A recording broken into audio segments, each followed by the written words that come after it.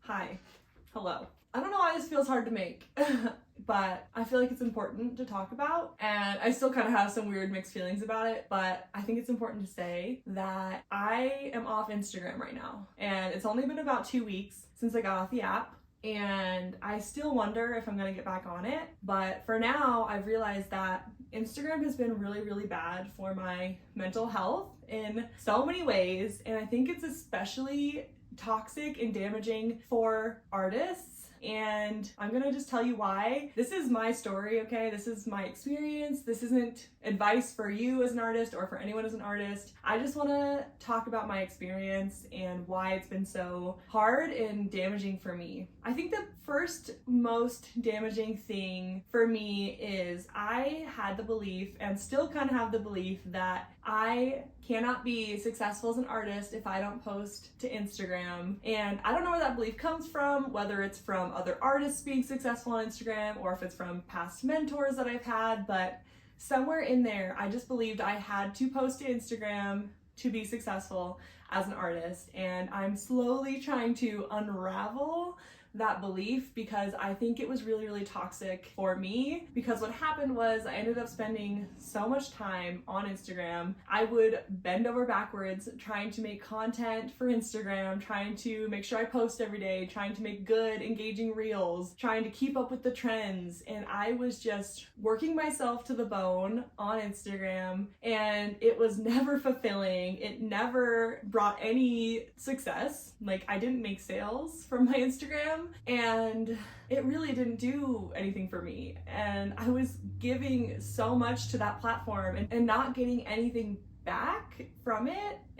I will say I would make some connections with people, like friends, other artists, sometimes collectors, but for all the damage it was doing to my mental health, it wasn't really giving me enough back in return. And let me just talk a little bit more about how it was damaging to my mental health. So not only was I giving to this platform, working my ass off to post content, but I was also consuming so much content on there. I would be on Instagram in between everything. I'm talking wake up, get on Instagram, go to the bathroom, be on. Every time I was on the toilet, you guys, I was on Instagram. I know it's TMI. I'm talking, I'll be scrolling Instagram on the couch. I'll be scrolling Instagram in a waiting room. I'd be scrolling Instagram literally anytime I had any little period of free time, of waiting time, of space in my day, I'd be scrolling on Instagram. And that alone is so hard on a person's brain, because you don't have any space to process your thoughts, process your emotions, to even just be in the moment. I was so busy consuming content that I wasn't in the moment. I couldn't feel myself anymore. I literally woke up one day and was going about my business and wondered why I felt so numb. I'm not even being dramatic. I was like, I can't feel the sun on my skin anymore. I can't see the landscape that's in front of me. I can't enjoy this moment with my pets because I am so numb. And I think I had hit like a, I don't know, dopamine overload or something, or endorphins, whatever chemical gets released when I'm on Instagram. I think I had overloaded so much on that I was getting numb to even the content that I was scrolling through. I was getting numb to just my daily surroundings. I couldn't feel things anymore.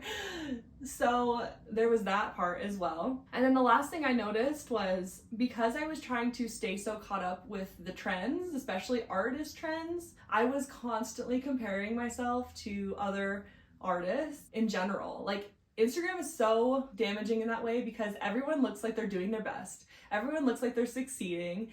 Like, even if you look at my Instagram, I think a lot of times people assume that I'm a full-time successful artist because my Instagram looks that way. Like, I'm just showing you my finished, beautiful pieces. I'm showing you me at a show. I don't show you the other half where I didn't make any sales of that show, right?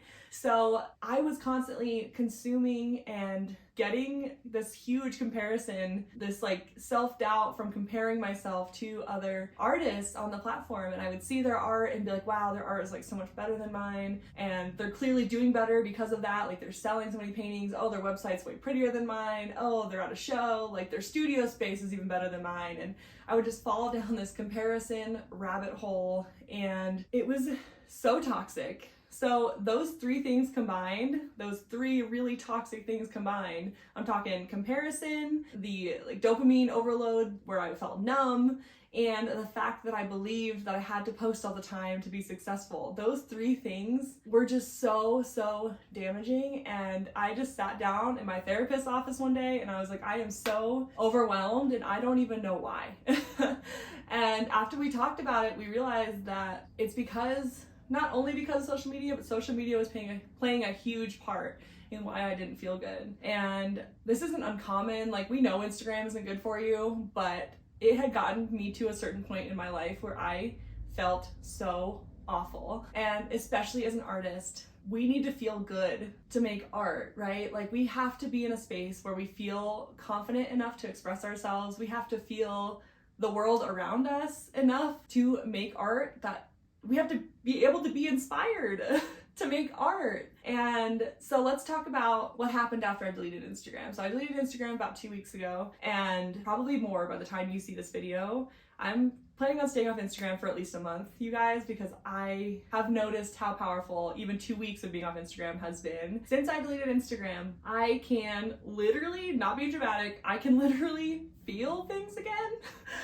And like I almost like get emotional talking about it, because like I couldn't believe how numb I felt to the world around me. Like now that I'm off Instagram, I can feel myself. I can feel the sun on my skin. I can go outside and be touched by the breeze. I feel inspired again. I can notice myself getting inspired by things that I couldn't even feel while I was so caught up in the Instagram grind. And I also have so much more time in my day-to-day life because I'm not scrolling Instagram in every spare moment that I have. Instead of wake up, scroll Instagram, I wake up, go upstairs, immediately start getting dressed, getting ready for my day, going to the gym. I'm not scrolling Instagram for 20-30 minutes while I wait to get in the shower, or while I'm trying to wake up. I'm not scrolling Instagram for 15 minutes, 20 minutes. And because of that, there's so much more space in my day as far as time. So I can take that time that I would have spent scrolling Instagram and actually draw something, paint something, journal,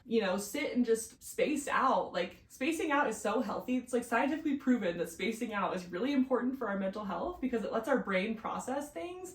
And I wasn't even giving myself time to space out because I was so busy consuming content on Instagram. So I think as an artist, especially, it's so important to give ourselves that space. And if we're constantly consuming content on Instagram, we're not giving ourselves that space. And so by deleting Instagram, I have gifted myself back that space.